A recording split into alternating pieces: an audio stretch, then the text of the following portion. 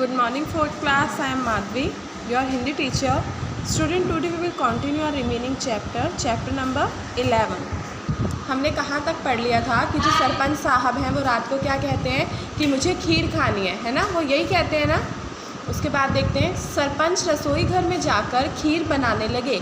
जो सरपंच साहब थे उन्होंने क्या किया, वो रसोई घर में गए और खीर बनाने लगे। तभी उन्हें रसोई घर की खिड़की के पास कुछ आवाज़ सुनाई पड़ी, लेकिन अंधेरा होने के कारण वे किसी को देख नहीं पाए।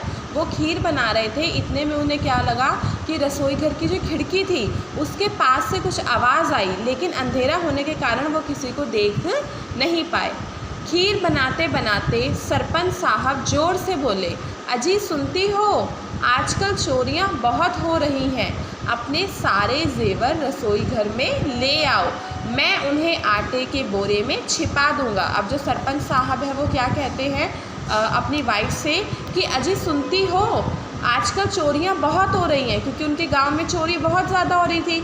आजकल चोरियां बहुत हो रही हैं, तुम अपने सारे जेवर ले आओ, मैं उन्हें आटे के बोरे में छिपा दूंगा। आटे के बोरे में मतलब किचन में छिपा दूंगा।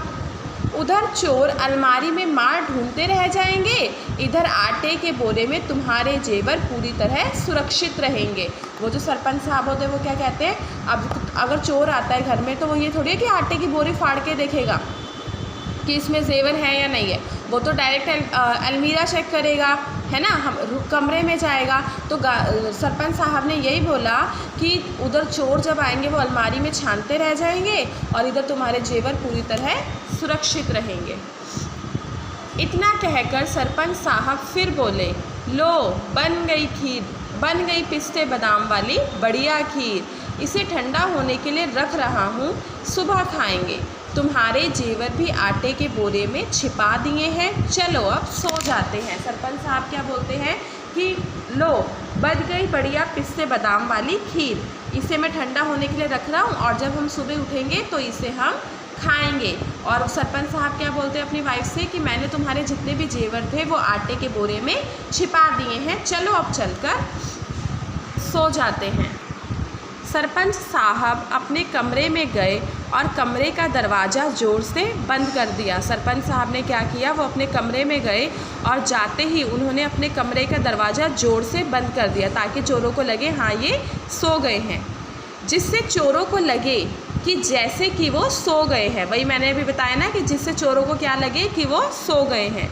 फिर वे दरवाजे के एक छोटे से छेद से रसोई घर में होने वाली गतिविधियां देखने लगे। दरवाजे में उनके छोटा सा एक छेद था, वहां से वो रसोई घर में जो भी एक्टिविटीज़ हो रही थी वो देख रहे थे। सरपंच साहब टकटकी लगाए दरवाजे के छेद से देख रहे थे। वो देख रहे थे कि आखिरकार चोर क्या करते हैं, अंदर आके कहाँ से घुसते हैं, पर उन्हें वहाँ कोई दिखाई नहीं दे रहा था। एक बार तो सरपंच साहब को भी लगा कि उन्हें वहम हो गया है। वो ना कंटिन्यू देखे जा रहे थे रसोई के छेद से कि अभी चोर आएंगे, अभी चोर आएंगे, लेकिन आ ही नहीं रहे थे। बहुत टाइम हो गया लेकिन वो आए नहीं। तो सरपंच साहब को लगा कि कहीं उन्हें वहम तो नहीं हो गया कि बाहर चोर हैं, ऐसा ना हो कोई हो ही ना। पर आधे घंटे बाद एक आदमी रसोई घर की खिड़की से अंदर आया। पर आधे घंटे बाद क्या हुआ, एक आदमी जो था यानी कि चोर जो था वो रसोई घर में जो खिड़की थी, जो विंडो थी, उससे रसोई घर में आया और उसके पीछे पीछे दो आदमी और आ गए और उसके पीछे पीछे दो आदमी जो थे वो और भी आ गए। तभी उनमें से एक बोला, आज तो चौधरी साहब की सारी होशियारी धरी की धरी रह जाएगी। चौधरी साहब जो चोर होते हैं वो क्या बोलते हैं, आज तो चौधरी साहब की सारी होशियारी धरी की धरी रह जाएगी। आटे के बोरे में जेवर छिपाकर बहुत चालाक बनता है। अब हमें क्या ज़रूरत कि चौधरी के कमरे में जाकर अलमारी तोड़े, आटे का बोरा जिंदाबाद। वो क्या कहते हैं कि जो चौधरी साहब हैं उन्होंने अपने आटे के बोरे में जेवर छिपा दिए और वो सोचते कि हमें पता नहीं लगेंगे। वो कह रहा है अब इनकी सारी चालाकी धरी की धरी रह जाएगी। फिर वो बोलता है कि जब हमें जेवर आटे के बोरे में मिल जाएंगे तो हम उनके कमरे में जाकर क्या करेंगे, आटे का बोरा जिंदाबाद। ठीक है, अब वो जो चोर हैं वो घर में तो घुस आए हैं, क्या वो चोरी कर पाएंगे? ये हम देखेंगे नेक्स्ट क्लास में। तब तक के लिए इतना ही। आपका होमवर्क है, आप इस चैप्टर को मैंने जितना पढ़ाया है घर से अच्छे से रीड आउट करेंगे। Okay, thank you.